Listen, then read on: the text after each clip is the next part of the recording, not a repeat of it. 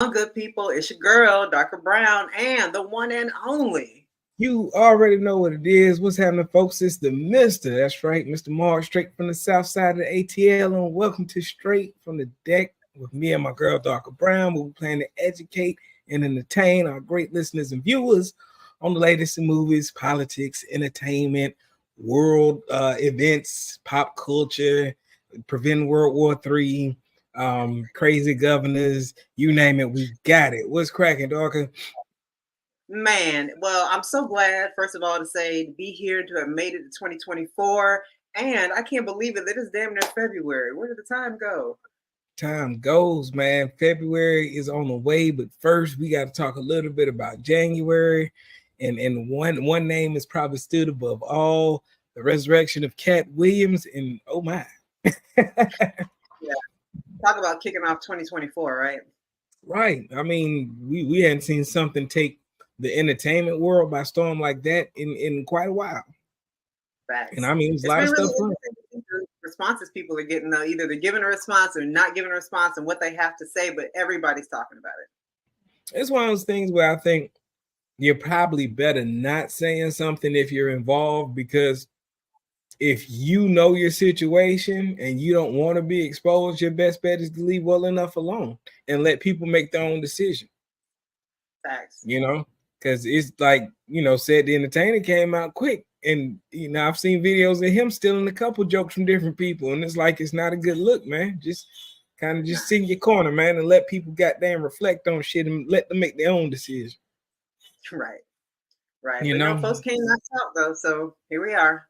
Yeah, because truth, what I mean? And I think that's a great place for us to start. Because truth, one thing old folks would tell you, a lie goes around the world 1,001 times before truth has an instance to be heard. In the case of Fulton County District Attorney Fani Willis, it appears as though a truth is coming out. I heard. So for folks that do not know, one of Trump's attorneys tried to say that Fani Willis and one of her right hands in this trial against Trump, were having like this affair, and that money that was being spent on trips was somehow tied to compensation that he had gotten. But lo and behold, what's his name? Nathan Wade's ex-wife. Yes, thank you. Ex-wife, had filed this thing, and she wanted to have these divorce proceeding documents open. Well, they finally got unsealed, and come to find out, Fani's not in the records. So all this hype about how, somehow it's in the divorce and there's evidence. There is no evidence. She's not even named anywhere in the documents. And, so here we are with a bunch of nothing yet again. Nathan Wade and Jocelyn Wade were married in 1997 and separated in 2021, were ultimately divorced at the end of 2021. And in 2023, Nathan Wade came out and they found on his credit card statements, that money had been spent on these trips and flights or whatever with Fani Willis. But still, come to find out, Fani's not named in the divorce. So I'm not quite sure what's going to happen next, but there's no smoke and there's no fire either. What do you think? And let me dig a little deeper in that, right?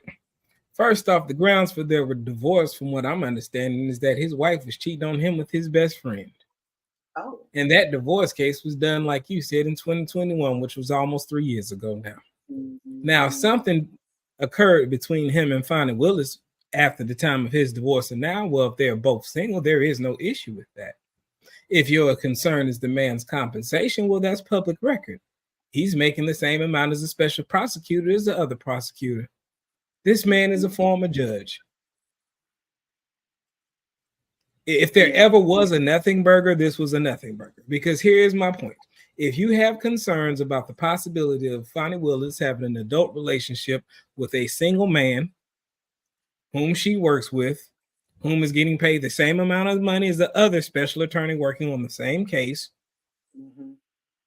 then maybe you should have concerns also that the defendant whom she's prosecuting is probably having sex with his lead attorney, who also had his attorneys go in front of state government boards and lie, which is why we are where we are. Which is why we're here, exactly. And so, like what? I find it hilarious that people are concerned with the possibility that two adults who are single may have engaged in an adult relationship when this man is probably freaking his attorney right now. You saw how his wife treated him at the funeral? I'm just saying. Yeah. Well, but here's the other part of it though. Really trying to figure out, like, okay, in my opinion, clearly Trump and his people are really good at causing chaos, yes, throwing out red herrings, yes, throwing stuff off so people just kind of like take it and run. And so it actually didn't have to be true in order for it to be effective, right? Which is kind of right. It landed. It landed. It did the job. It's not true, but we still know that the Trump followers, supporters are still going to say it's a conspiracy and that she should be taken off the case or whatever. And now we have even our own governor is out here trying to investigate as well. So even though he rejected Trump back in 2020, he's still operating in this conservative way of not wanting to be held accountable and is now seeming to be cannibalizing his own cabinet of folks. So I don't know what to do. And I want to extrapolate on something you just said, because you really understated something that I think is critically important. You said Trump supporters. All right. Trump supporters aren't Joe and Ted and Bobby and Willie down the street. Trump supporters are state senators in Georgia that are launching an investigation to try to remove Fani Willis from the investigation. You understate what his supporters are, because we're not talking about the voters. We're not talking about the regular Joe Smo, but we're talking about people like Ted Cruz, like Jim Jordan, people who are in actual positions to make legal and political intentions and motivations, and yet they're using their offices and their powers to harass essentially this black woman on a lie that was always a lie. Because at the end of the day, although it didn't originate from Trump's attorneys, it was one of the defendants on the Trump case. And if we have not learned anything since 2015, we know that Trump and people affiliated with Trump lie with impunity. That accusation should have never reached the news until there was some concrete evidence that there was some there.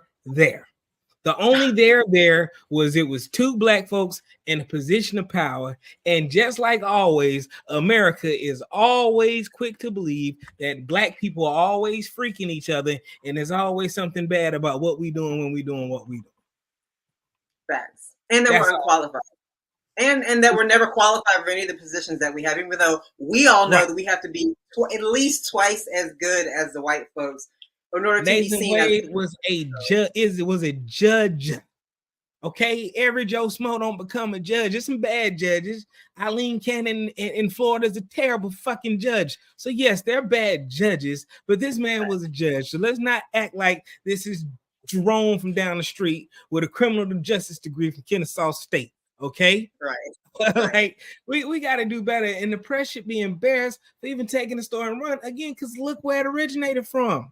Okay, like you can't, man. Like looks like the press is making the same mistakes in 2024 that they made in 2020 and that they made in 2016. They are literally making the exact same mistakes, taking these unserious, unintelligent, crooked people and pretending as though these people are well-meaning, well-intentioned folks who just get caught up in a lie every now and then.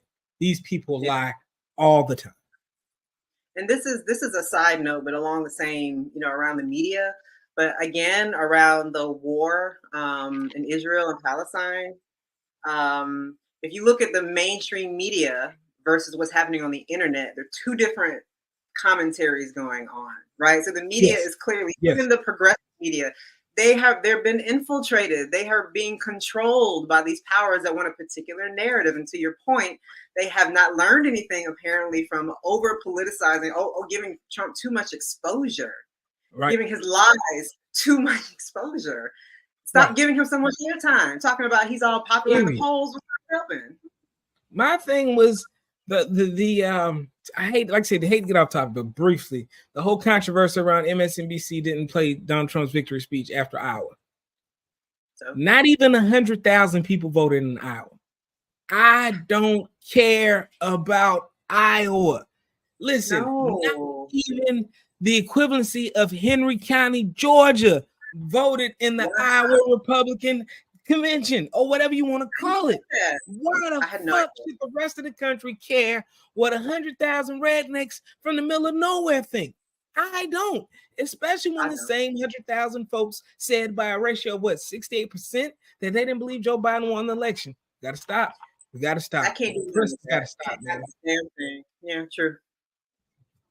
Doc, I hate to switch gears on you, but I do want to mention the second biggest star of 2024 rather. That's been the weather. We've had a season here in Georgia called winter that I don't think we've experienced in probably 4, maybe 5 years at best. Yeah, those air streams coming from Canada. Oh, y'all can keep that. I saw this one thing on Instagram. It said, "Hey, North, your weather is down here in my yard. Better come get them before I call the police." I was like, absolutely. That's exactly. Y'all can keep this cold weather. It hadn't been cold like it was a couple of weeks ago, last week, a couple of weeks, like you said, for a long time. I'm talking about like it immediately saps all the heat out of your body. And look, and we're not talking about just cold, but it's been cold and wet. And it's like, hold on. Like, why is it raining every other day right now? It's literally 40 degrees. So why is it raining too? You know what I'm saying? Then you get a day where it's like maybe 55, 60, and then we back 3-4 days with 30-degree weather. I'm like, I live in Atlanta. I don't live in New York. I don't live in Boston. I live in Atlanta, Georgia. We don't have winter down here. We have 2 or 3 days where it gets close to 30 degrees, and then boom, we back to 55, 60 degrees until February, essentially. Yeah, but it was in the teens during the day. You know what I'm saying? Not at night, but during the day. So like that's when you got legit cold, especially down here.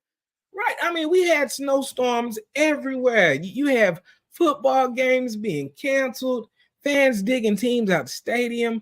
New York City, for the first time in I think 701 days, got over an inch of snow in a 24-hour window. People want to deny global warming when the planet's on fire right in your face. Right. And the thing that gets me going back to the football stuff, I mean, I'm a Southerner, okay? So yes, I'm a little I'm biased towards the South. But it didn't really make sense to me that you have all these stadiums up north that are open, and then they play through the snow, and it's cold outside. But like that doesn't make sense. All the additional things you have to do to manage the weather and manage the snow, like it's not cute, it's not fun. It doesn't seem very economical either. And especially this last game with the Kansas City Chiefs and Miami Dolphins, there were 69 people who got ill. And the people who came to attend the game got ill. The football players, they're able to go inside in the locker room. They have heated seats, right? They can run around the field. But the people in the stands have none of those amenities. They got people out here with no shirts on. That's a whole nother conversation. But that being said, to me, this shows how it's the same philosophy of profit over people. You want to protect your football players, but damn the people who paid to come see them, who have to travel to get there, freeze it off while they're there, and then have to go through the weather to go back home. But the dollar is mighty strong. Look, I want to extrapolate on what you just said again, if I might. To go along with that, right? You have billionaires that own these teams that want to get welfare from the state as far as tax breaks so they can build these billion-dollar stadiums. And then they want you to sit there in your black ass and freeze in sub 30-degree weather. You paying for a ticket, you paying taxes to sit your ass in a cold ass stadium to make somebody else rich. It's nonsense. If you can build a $3 billion stadium, you can build a $3.1 billion stadium and have heated seats in that motherfucker. You know what I'm saying? I don't think it's asking for a whole lot to say that, hey, I want to go to a playoff game in Kansas City, but I don't necessarily want to get hypothermia because I want to watch the game. Why does that have to be a choice? We live in Atlanta. It doesn't get cold often, but when it does get cold, it's cold. Our stadium has a roof. It opens and that motherfucker closes. Guess what? When you built a $3 billion stadium, you probably should have considered that it's going to get cold. It might get cold and wet because we're in a place like Buffalo, Kansas City, New York City. Shit happens. Maybe, just maybe, we should consider the weather. But I don't know if it's PTSD with me being a kid that played football, but it's part of the whole football thing that doesn't make sense. Case in point, in football, your first training is spring training, right? But your team comes together in summer for summer camp. What is summer camp? You play football twice a day in 90-degree weather. But when you play football in the regular season, it's about 60 degrees. But as a child, you're being forced to practice in 90-degree weather outside twice a day to play football in August, September, October, November in 50-degree weather. It doesn't make sense. Same thing for the pros, but even worse because you practice in the 90-degree weather, but the most important game in your life is played at minus 12 degrees. Right. None of this shit makes sense. Put a roof on the stadium and practice in the fucking gym in the summer, and everybody's better for it. And that's my rant. How hard is that? I mean, I don't think anything should be happening if it's like negative 28 degrees outside. If it feels like negative 20, what they said in the cities. Come on now. Customer, why is it acceptable to pay $175 to sit in 25-degree weather with snow and ice, freezing your ass cheeks to the seat? Nothing's cool about that. You better provide me with a roof or a seat warmer. I'm out this bitch. And I would think, like, well, to your point, if you put down a $3 billion investment, it's like it's done. Like, you still have to continue paying on it, but essentially, like, boom. So you can turn those seats multiple times, which they do multiple times throughout the year. So I would think that there's got to be enough of a margin, to be able to not fix throughout the year, throughout the day. At least have the VIPs. Somebody have a heated seat, but like you can't just be having people sitting out there and you have the roof wide open and it's snowing outside. Like, oh, they'll be fine. So I ain't got no roof. Listen, the Buffalo Bills were paying fans $20 a whop. Come one, come all, make $25 to shovel snow all night long. No. That's bootleg. Heated concrete, heated seats. The stadium did not cost $10. The stadium didn't cost $10 million. Stadium's in the billions of dollars. Yeah. You can't tell me you can't allocate a portion of a $2-3 billion stadium for heated seats and heated concrete and heated walkways. It's stupid. It's insanity. And you're paying $100+ a seat to get in the game. And like I said, y'all turn the stadium twice a day. Let Taylor Swift come in town, see if they don't have a show at 4 o'clock and 9 o'clock. If they can. Shit me. And them tickets gonna cost $300, $400, $500 for both shows. And they're gonna have a show on Monday and a show on Tuesday and a show on Wednesday and one on Thursday. And you couldn't heat them seats. Shit me. We gotta stop letting these businesses and these CEOs get away with the crazy shit we do. It's crazy. Now the capital model has proven that it is not sustainable. This is another example of how it's not sustainable, especially when you're going to have weather changes and things are going to get super hot, super cold. Hell, what's his face's helmet broke off that's how cold it was. When your equipment is failing because it's so cold outside, what's the old boy's name? You have a $20 million receiver, a $100 million quarterback, a $300,000 lineman out there in 12-degree weather. How smart is that? You got the best athletes in the world.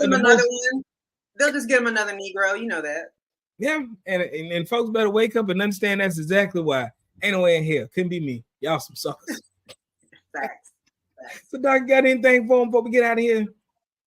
I don't. It's going to be raining real hard tomorrow. It's going to be 68 degrees. You know, we're back at it, having all 4 seasons in 1 week. So we'll see how we fare till next time. Only in Georgia. Until next time, y'all take it easy, folks.